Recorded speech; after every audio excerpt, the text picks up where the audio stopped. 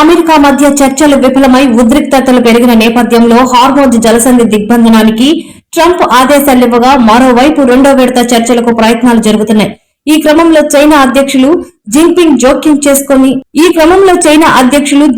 జోక్యం చేసుకుని శాంతియుత సహజీవనం, సార్వభౌమాధికారం, ఆర్థిక అభివృద్ధి మరియు అంతర్జాతీయ చట్టాల గౌరవం అనే 4 సూత్రాల ద్వారా పశ్చిమాసియాలో శాంతిని నెలకొల్పాలని ప్రతిపాదించారు. పశ్చిమాసియాలో ఉద్రిక్తతలను సడలించే నేపథ్యంలోనే తాజాగా చైనా దేశం డ్రాగన్ కంట్రీ కూడా ఎంట్రీ ప్రాధాన్యతను సంతరించుకుంది. అంతర్జాతీయ స్థాయిలో నెలకొన్న ఉద్రిక్తత నేపథ్యంలో చైనా కూడా తన వంతు పాత్రను పోషించేందుకు ముందు వచ్చేందుగా తాజా పరిణామాలను బట్టి తెలుస్తోంది. ముఖ్యంగా తాను ఉద్రిక్తతలను సడలించేందుకు, యుద్ధాన్ని నివారించేందుకు చొరవ తీసుకుంటాననే సంకేతాలను ఇప్పటికైతే ఇవ్వడం జరిగింది. ప్రత్యేకించి ఇజ్రాయెల్, అమెరికా మరియు ఇరాన్ మధ్య నెలకొన్న యుద్ధం గత 40 రోజులుగా జరుగుతుండడం పట్ల అపారమైన ఆస్తి ప్రాణనష్టం జరుగుతున్న నేపథ్యంలోనే అమెరికా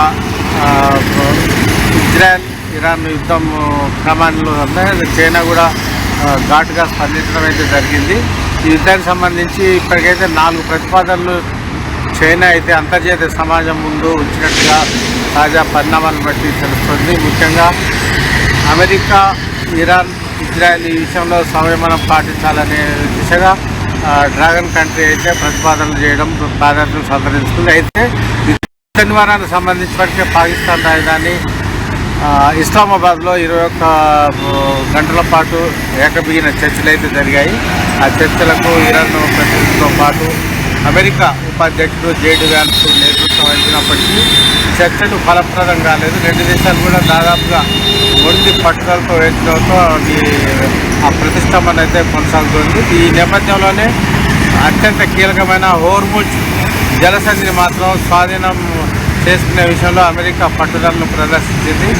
ఇరాన్ ఆదేశాలని బేఖాతరు చేస్తూ హోర్ముజ్ జలసంధిని దిగ్బంధం చేయాలని ఇప్పటికే అమెరికా నేవీ మరియు ఆర్మీ కూడా స్పష్టమైన ఆదేశాలు అయితే ఇవ్వడం జరిగింది.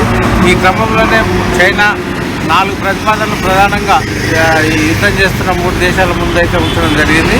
ముఖ్యంగా ఇతర దేశాలు ఆయా దేశాల అంతర్గత వ్యవహారాల్లో జోక్యం చేసుకోవడం మంచి సంప్రదాయం కాదని కూడా ఈ సందర్భంగా పేర్కొనడం జరిగింది. అదేవిధంగా అంతర్జాతీయ చట్టాలు కూడా గౌరవించాల్సి ఉంటుందని, అదేవిధంగా కొన్ని ఉభయతారకంగా చర్చలు ఫలప్రదమయ్యే విధంగా యుద్ధ నివారణకు చర్చలు జరగాల్సిందేనని, అదేవిధంగా ఆర్థిక ఇతర అంతర్జాతీయ ముఖ్యమైన అంశాలపై కూడా ఏకాభిప్రాయానికి రావాలని ఇప్పటికే చైనా అధ్యక్షుడు జిన్పింగ్ స్పష్టమైన అభిప్రాయాన్ని కూడా వ్యక్తం చేయడం జరిగింది. ఈ మేరకు బీజింగ్లో, చైనా రాజధాని బీజింగ్లో కూడా జిన్పింగ్ అయితే యునైటెడ్ అరబ్ ఎమిరేట్స్ రాయబారితో చర్చ జరిపారు. ఈ సందర్భంగానే యుద్ధం జరుగుతున్న తీరుపై ఆందోళన వ్యక్తం చేస్తూ తన ప్రతిపాదనలు మధ్యప్రాచ్యం ఉన్న సమాజానికి తెలియజేయాలని, అదేవిధంగా 3 దేశాలకు కూడా చేరవేస్తే చొరవ చూపేందుకు తాను ముందు వస్తానని కూడా జిన్పింగ్ కూడా స్పష్టం చేశారు.